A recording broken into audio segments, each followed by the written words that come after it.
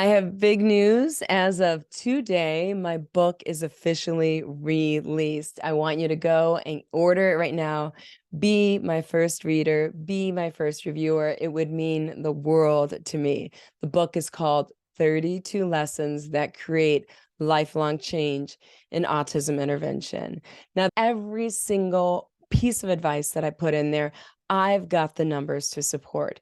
I have the research to support every single tip that is provided in that book.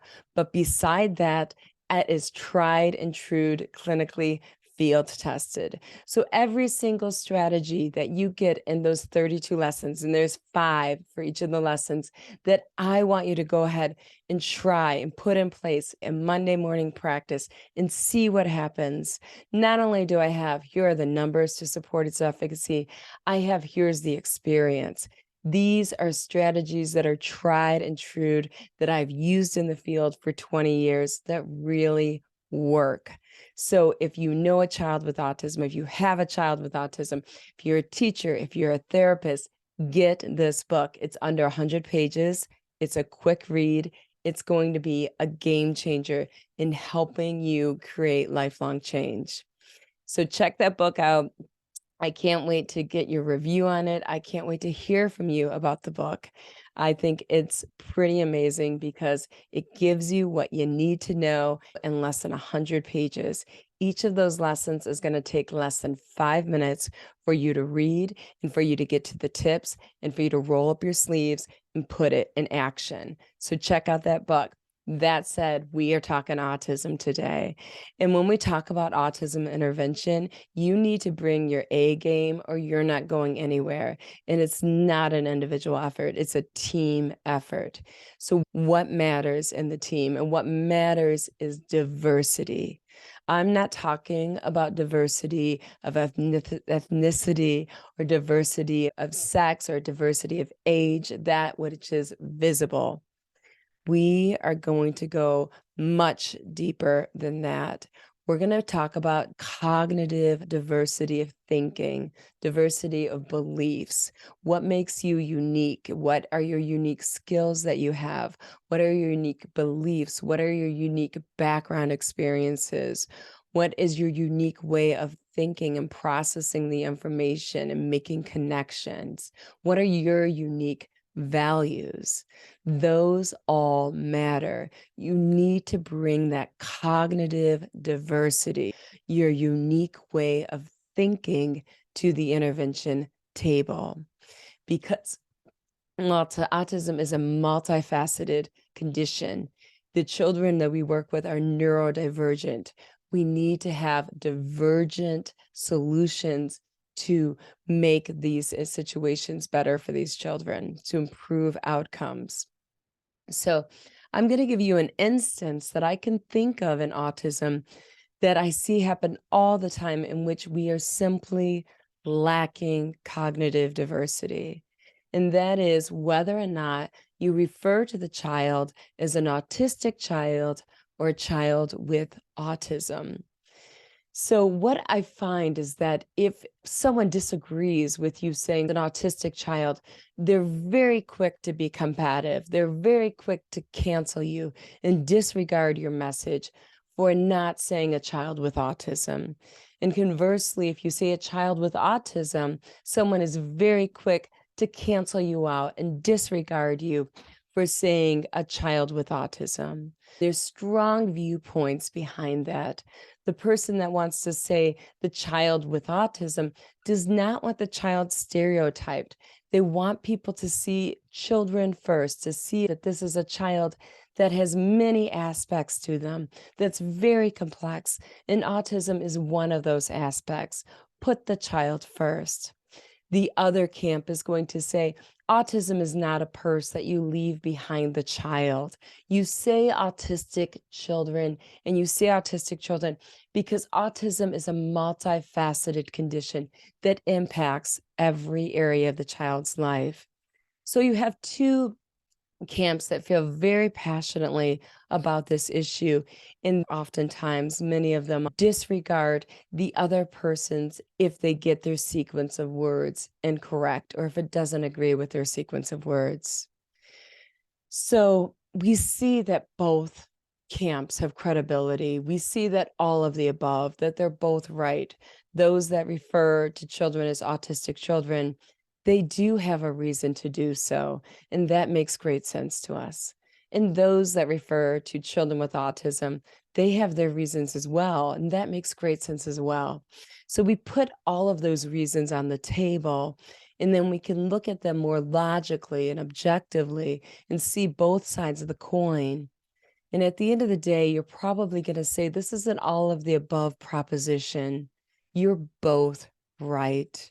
Yes, autism is a multifaceted condition that impacts every aspect of the child's life.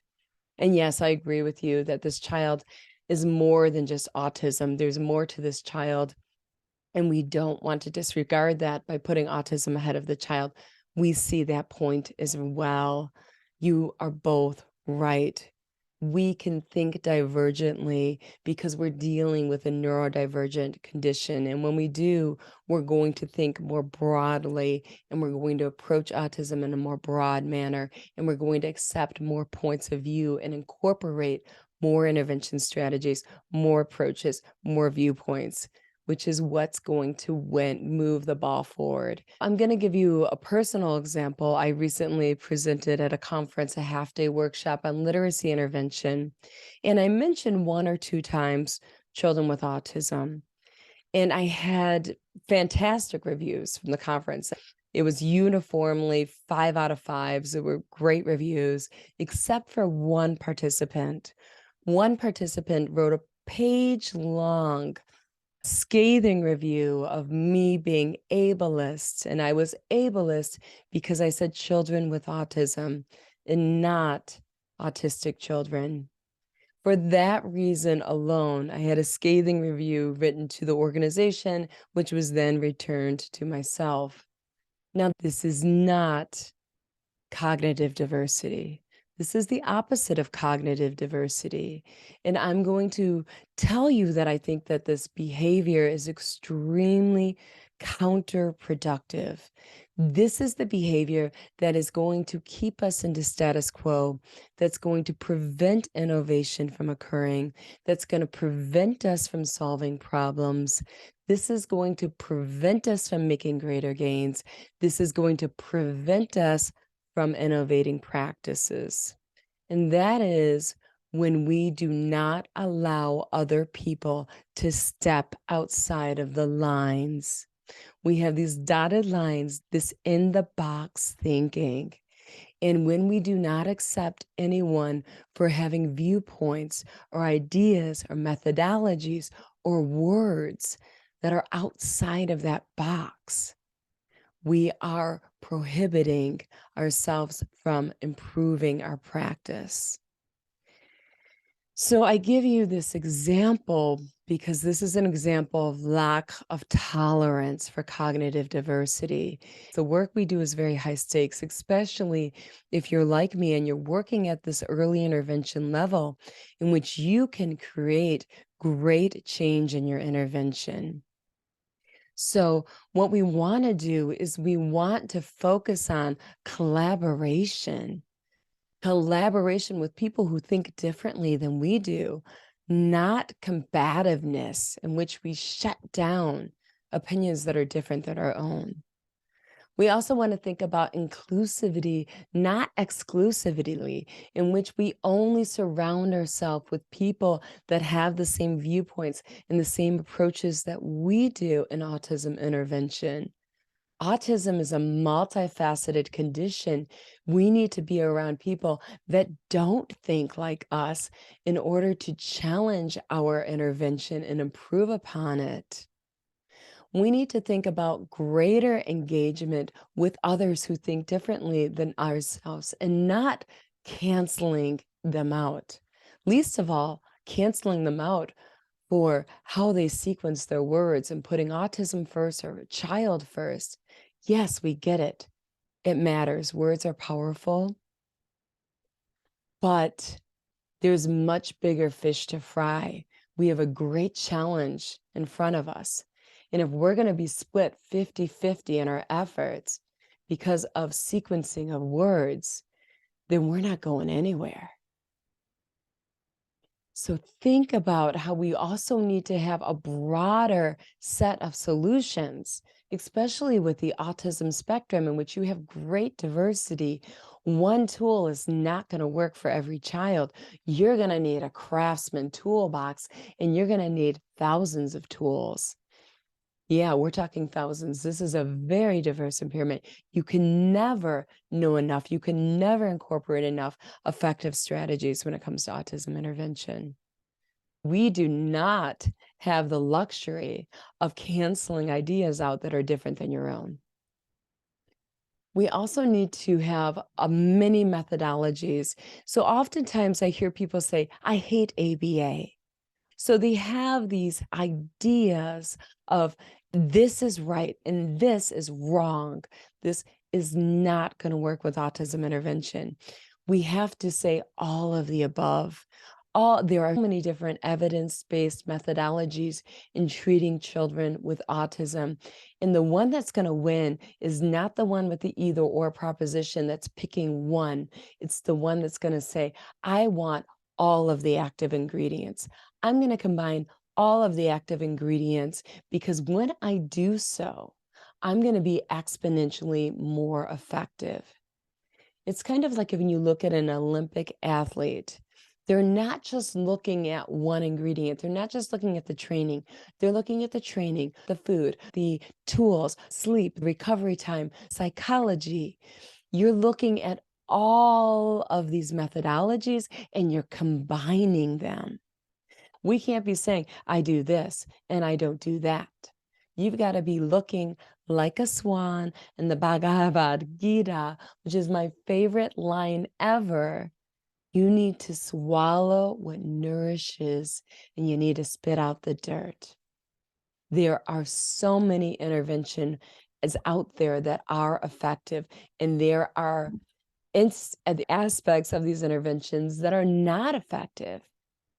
And what we need to do is cut the fat, and we need to take the nutrients out of that. When you take the active ingredients, combine those, because autism is multifaceted. You're going to get greater gains.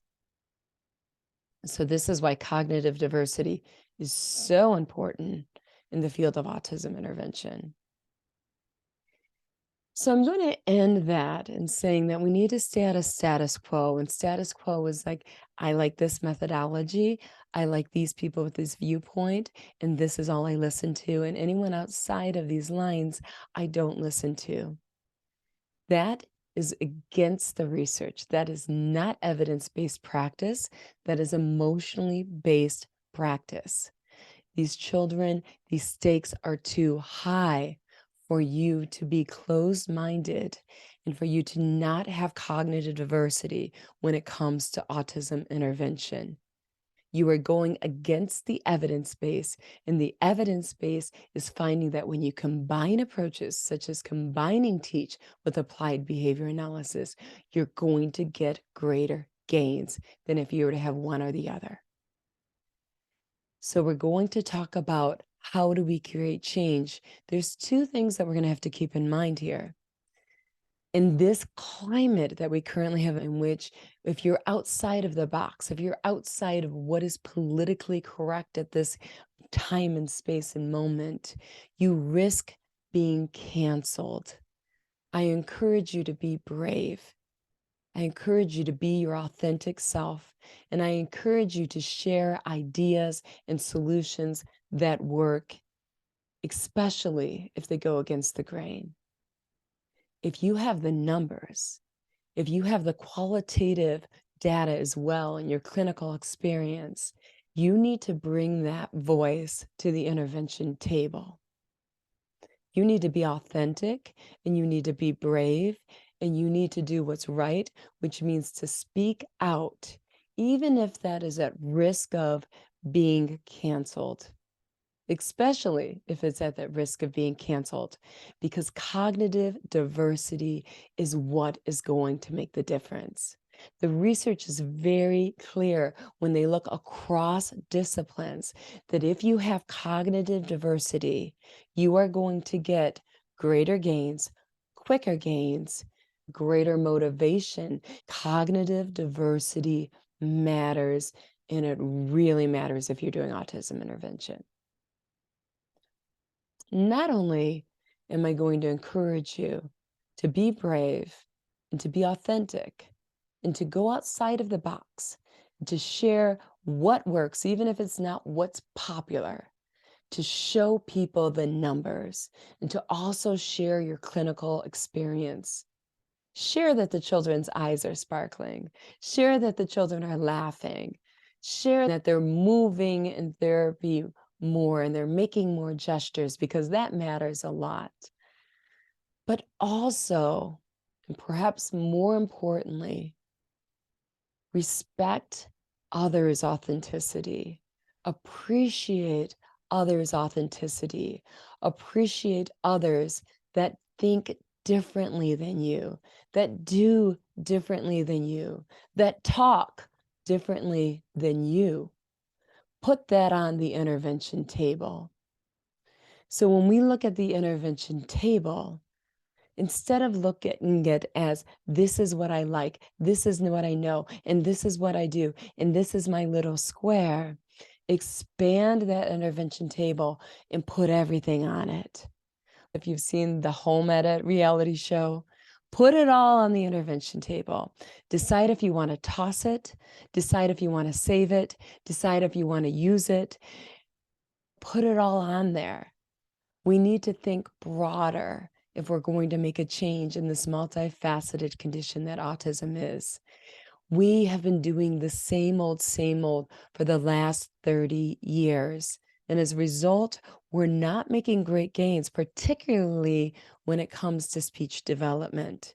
It's time to DSD, do something different.